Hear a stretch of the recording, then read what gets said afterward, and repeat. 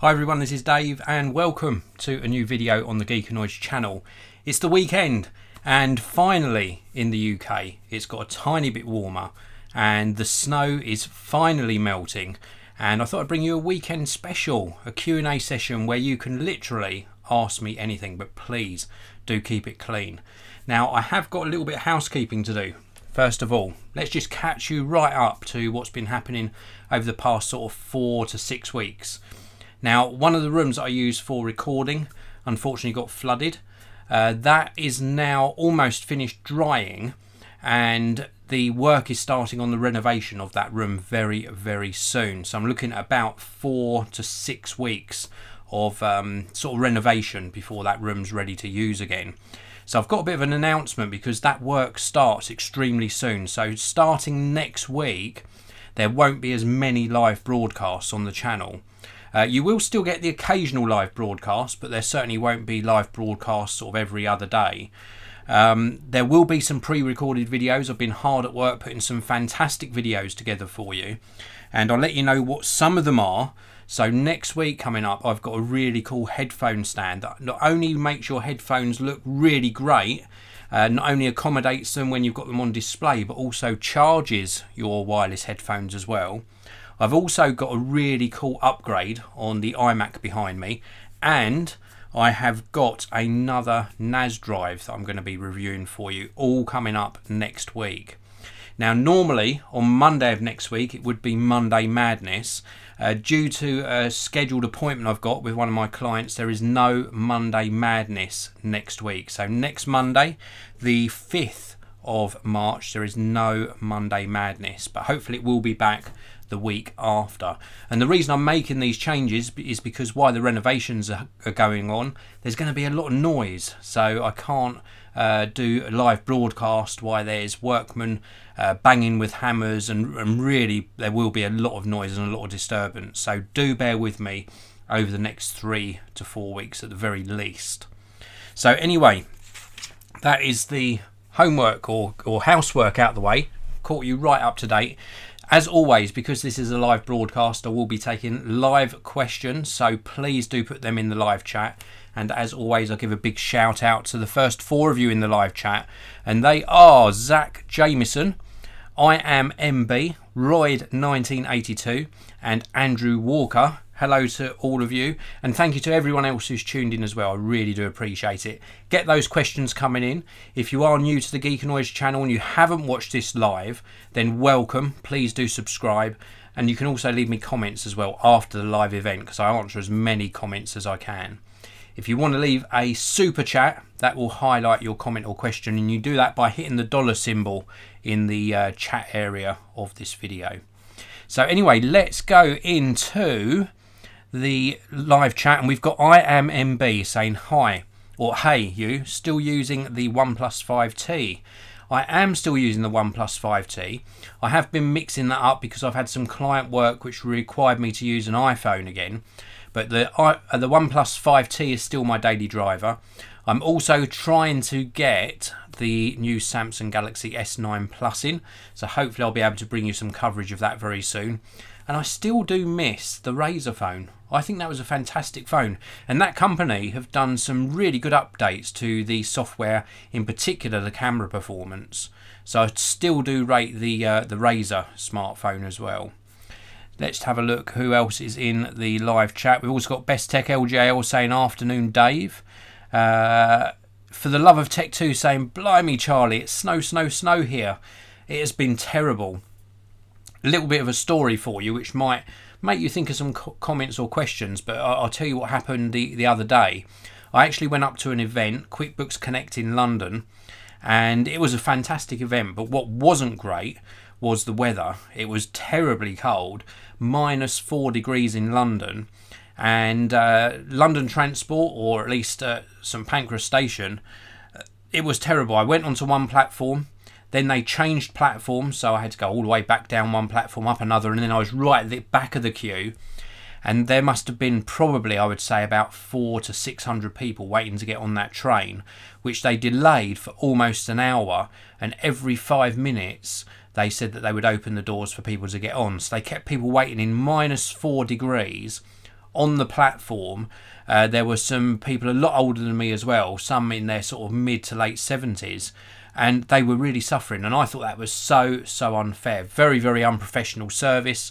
They could have easily opened the train doors and let people at least sit on the train so that you could sort of, you know, get relaxed and get ready for the journey ahead. But alas, they didn't. They kept everyone waiting on the platform.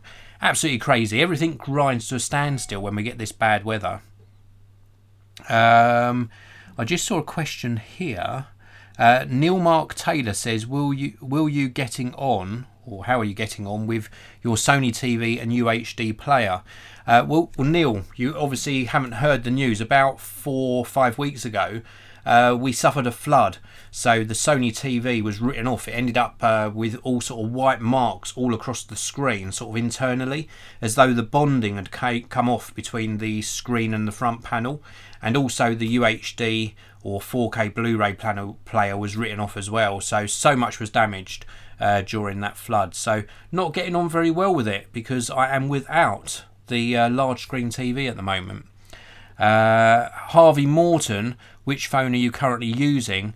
Hi Harvey, on a daily basis I'm still using the OnePlus 5T, but a lot of the time over the past week I've been using an iPhone 8 Plus because I've been doing some client work for somebody. For the love of Tech 2, fancy a brew, just making a cup of tea. That would be great. I have in fact just had a cup of tea. We're actually doing some more renovation at the moment as well, which you'll get to see. I'm actually building a small server room, which I'll share with you in a future video. And the stage that that's on at the moment, just 10 minutes before I came on to do this live broadcast, I was actually with the polyfiller filling around all of the gaps, all of the edges, ready to paint later on today. So around about 6 PM today I'm going to do the first coat in the server room, second coat tomorrow. Then I've got some really nice racking shelving going in there, and then all of my NAS drives and various bits and pieces are going to that room. And again, I'll make a video about that on the Geekanoids channel. David Hepworth, hello to you David. Hi Dave, what do you want or think Apple will release this month, and do you think they have enough for an event? If you're referring to WWDC, that's the Worldwide Developers Conference. It's going to be software only. I'll be very surprised if we see any hardware. What I really want to see them do is announce iOS 12 and this more focused refinement, get rid of all the bugs, get rid of all the bloat in iOS, and really give us a nice streamlined iOS 12. That's what I'm really hoping for. Of course, I would love to see hardware, and if we do see any hardware at all, I would really like to see some revised MacBook Pros. Not to say that I'm not happy with this. Oh, knock the mic, sorry people. Not to say that I'm not happy with this, but I would just really like to see some performance gains in the MacBook Pro area. Don't mind if it's exactly the same design. Just up the performance. I'd be really happy to see that. Best Tech LJL. Dave, thoughts on the Fitbit Charge 2 HR? I must have missed that. Did I really miss a Fitbit announcement? I'm going to look that up straight away. Fitbit.com, where are you? I love my Fitbit. I didn't know they'd announced a Fitbit Charge 2 HR. There isn't a new Fitbit Charge 2 HR. There is a Fitbit Charge 2 which has a heart rate sensor in it already. I really like it. I absolutely love my Fitbit. Superb little bit of kit. These straps do tend to go quite often. They seem to sort of lose their sort of adherence, like the glue part comes up here. But Fitbit customer service, I've just recently experienced this. They replaced the strap on my Fitbit for me free of charge, and they swapped the size out. I went down from a large to a small size strap. So really great customer service. I can highly recommend it. I just think it gives me encouragement to sort of hit that step goal every single day. Andrew Walker, can you recommend a gaming headset for the Xbox One? Max £100. I did recently do a video on some Xbox headsets, and I would recommend those. Do check out that video. In fact, I'm going to grab a link for you on it now. So there's two here from Turtle Beach. I'll put the link into the live chat for you. I would check out one of these. I thought these performed extremely well. And if you keep an eye on Amazon and perhaps go on to Camel, do a price track on this particular product, I'm sure you'll be able to pick up one of them under your £100 mark. And they work with the Xbox One X. In fact, out of those two headsets in that video I've just put in the live chat, Andrew, I would go for the cheaper one. I just found it a lot easier to set up, and the sound quality was every bit as good as the other one. Hello. For the love of Tech 2, you've been running an HTC M8, I see, for a week, and it's very, very good for an older device. Any plans to test a new HTC phone? I always reach out to HTC. They used to send me a lot of devices back in the day, but alas, I haven't had an HTC loan review unit for a long, long time. So HTC, if you want to hook me up, I'll be glad to share my opinion with my viewers about your phones. But the build quality on HTC phones is normally very, very good indeed. Best Tech LJL, did you get your MacBook sorted, Dave? My MacBook Pro has been fine. This is a 13-inch version. The 15-inch version that I had problems with, going back probably about 6 months now, I ended up getting a refund on that. And David Hepworth has just said he's not referring to WWDC. Sometimes they have a March event. If they do indeed have a March event, then I hope to see the MacBook Pros. I hope to see new revised MacBook Pros, possibly iPads as well, but that's of less interest to me personally at the moment. Ilias says, hi Dave, I liked your review regarding the LG 43 UJ67V. Do you think it's a smart choice, or wait to have enough budget to get an OLED TV? Thanks. Well, hello to you, Ilias. That LG 43-inch TV, for myself, I wanted to bring you a review of it, but it's like a stopgap TV for me, whilst the renovations are going on in the main room. I would always go bigger because I like a bigger telly, but for a 43-inch UHD TV, it's a fantastic, fantastic choice. I don't think you need to spend more. There's been plenty of updates on the apps on there whilst I've had it, probably about half a dozen, and they update very, very quickly. The picture has been rock solid. Dynamic range really good on it as well. You mentioned OLED. When I replaced the 65-inch Sony, or sorry, 65-inch Sony, I was considering going OLED myself, but somebody said something to me that was very, very appropriate, and that is with OLED TVs, you still do have an issue, not necessarily with image burning, but with image retention, and that would bother me. We've experienced that recently on smartphones, and certainly is still an issue on televisions. OLED give really lovely, deep, contrasty black colours with still a nice amount of detail in the blacks that you really can't beat. But for me, I think this is just me personally. I would advise it's still a little bit too early. I would maybe wait for the next generation. I said that I would never try a QLED TV from Samsung, purely because it is still LED. But that's one I'm considering. I'm really considering the Samsung QLED, or possibly the LG, the larger screen LG for myself. And I can highly recommend that 43-inch one. I've been very, very pleased with it. If that's the size that you want, then definitely go for that particular model if you can, because you get an extra HDMI input on it as well. So, who else have we got inside the chat? We have got Fadi Rahim. Hi Dave, did you own any Android box? No, I haven't. I haven't got one currently. I have reviewed them before. I've never liked Android as an operating system on a TV. That was one of my main complaints with that Sony 65-inch telly, was the Android operating system.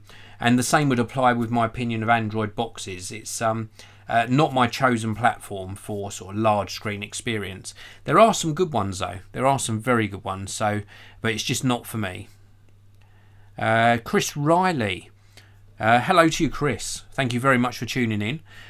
Pre-ordered the... Oh no, sorry. I went down one question. Everything moves quite quickly on the chat. So we've got Chris Riley saying, hi Dave, my question is, I purchased a Doogee Mix, and if needed, would I be able to get it fixed in the UK? I have a Sony laptop with a hard drive, but now it is going to notebooks without hard drives. Well, the Doogee Mix is a smartphone, of course, and I've reviewed them on the channel. I've always had problems when I was doing firmware updates on them. They weren't very stable. Could you get it fixed in the UK? I would try maybe one of those high street smartphone repair shops. There wouldn't be any official repairers for Doogee smartphones, as far as I know, in the UK. We've also got Dean Jonathan Neal. Hello to you, Dean. Thanks again for tuning in. Pre-ordered the S9 Plus, and it's coming next Friday. I'm so tempted. I'm so tempted to order it. I still haven't. My question is, any good apps you'd recommend or widgets? Not sure what they are, but everyone says Android is customizable on the home screen. There are some great weather widgets. I didn't really use widgets a lot on Android. On my OnePlus 5T, it's all about the apps for me, and I've just replicated the apps across from my iOS experience onto Android as close as I could. But with regards to widgets, I'm not a big widget user, but that is a fantastic smartphone you've ordered there. I've seen some fantastic photos from the S9 and S9 Plus. Best Tech LJL, what was the screen dimming problem? Ah, I remember now, the screen dimming on my MacBook Pro, yes, the 13-inch that I'm using now, had an issue where it would screen dim even if I had that option turned off. All I did in the end was a restart, and touch wood, fingers crossed, it has been okay ever since I did that. Just a restart, and now that little toggle to turn the screen dimming off is actually been okay. I don't like it to automatically dim the screen. I like to have control of that. Hello to Ryan, just tuned into the live broadcast. Thank you very much for tuning in. We have also got Best Tech LJL saying, Dave, is the Swann CCTV any good? I have reviewed a couple of the Swann cameras, never their full CCTV system. I've reviewed a couple of their sort of wireless cameras. It gets reasonable reviews. The solution I would recommend to you is one of two, really. The first one is to look at IP cameras and maybe a Synology or QNAP NAS, and then use their software to record direct to the NAS. But the system that I really like is the Netgear Arlo system. The Arlo was the first one I had. That had the issue of having to replace batteries all the time. Then we had the Arlo Pro with rechargeable batteries, and then just recently the Arlo Pro 2, which I unboxed on the channel a few days back, and that ups the resolution to 1080p. Super easy to set up, with one little issue, which is it does get interference from other wireless devices, so you need to sort of separate and give distance between things. But it works really well. It is a lot dearer than the Swann CCTV system, but you can, with the latest Arlo Pro 2, have both cloud recording up to 7 days free of charge and local recording by plugging a little USB hard drive into the back of the hub. It just works really well, and it's a lot easier than fiddling around with wires. So that's what I'd definitely recommend. Ilyas says, thanks Dave for the advice. I'm thinking about getting the 49-inch version of the LG TV. I've seen that as well. That is a fantastic panel, really good. Just make sure you go for that particular model number, but the 49-inch version, so you get that extra HDMI input. Brian Barkley, what's your thoughts on Sony user interface on smartphones? Is it too dull in your opinion? Actually, I've got a really good opinion on that, because of all of the Android experiences, apart from stock Android, I think Sony is actually one of the best. I really do like it, because the overlay is so minimal. They haven't changed a lot. There's a few extra Sony bells and whistles they've added on. Really good stamina mode, for example.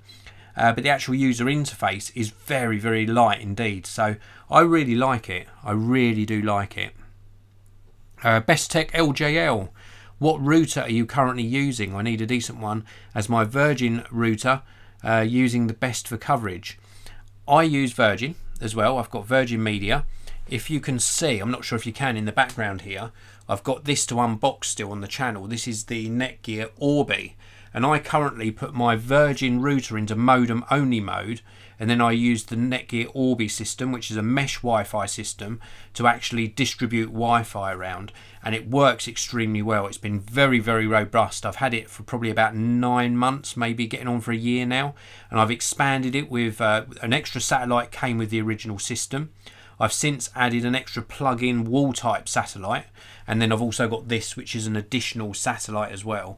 So that's how much I invested into it, and I bought this with my own money, so it must be good. You know, it really is been very good for me, and it works extremely well with Virgin Media as long as you put that Super Hub from Virgin in modem only mode.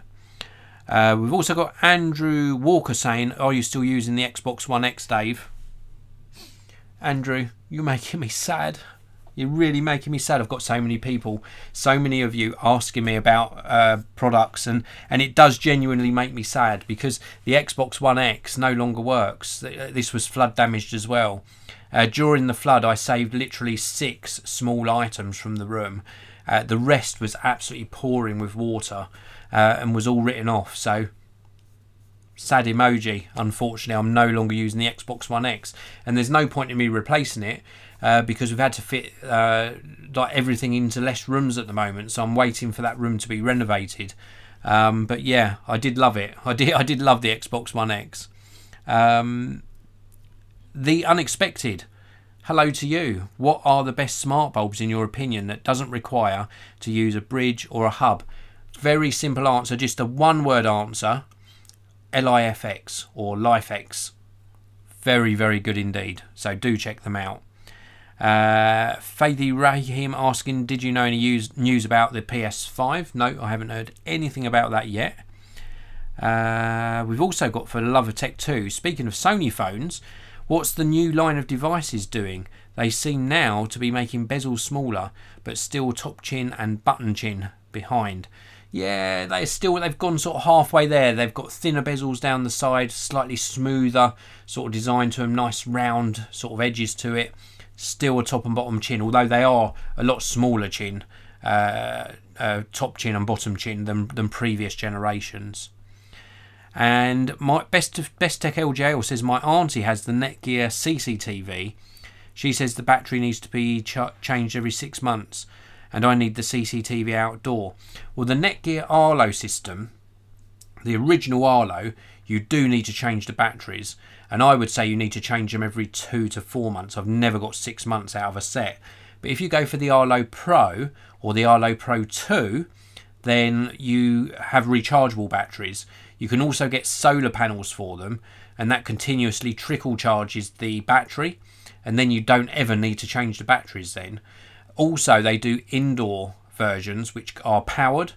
They are the Arlo Q and the Arlo Q Pro, and those integrate with the system as well. So you can have outdoor waterproof cameras and indoor cameras. They even do a little baby camera as well, like a baby monitor, and they do a completely mobile camera as well, which has a SIM card in it, and they've got a really good range. So I really would recommend checking them out. But Ryan Barkley, thoughts on the Ring doorbell being bought by Amazon? Sad emoji again. I was quite sad to see that, because Ring are a fantastic company, and I hope Amazon don't spoil them. That's my opinion on that. I hope they don't take over and spoil them, or perhaps even make it that you need an Amazon Prime subscription to be able to use the recording service. That would be a big shame. And Raymond Moore says, what are your thoughts on the Samsung S9? I think it looks like a really good phone. Prefer the S9 Plus myself personally. Really like the lilac colour that they've introduced. The blue's nice as well. Fantastic features. I did a broadcast about this on Monday.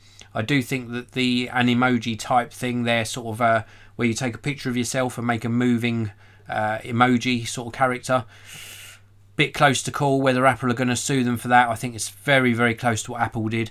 Different probably enough, but I do think Apple might be sort of tackling them on that. So anyway, I'm going to take one more question and then wrap up this broadcast. Jabingla 2810, specific random question. I'm getting into plinth heaters for the kitchen, electric or plumbed into the central heating. Sorry if this seems off topic or random. Wow, what is a plinth heater? I'm going to have to plinth heater. I'm going to have to look at this. Plinth fan heater. Wow, very cool.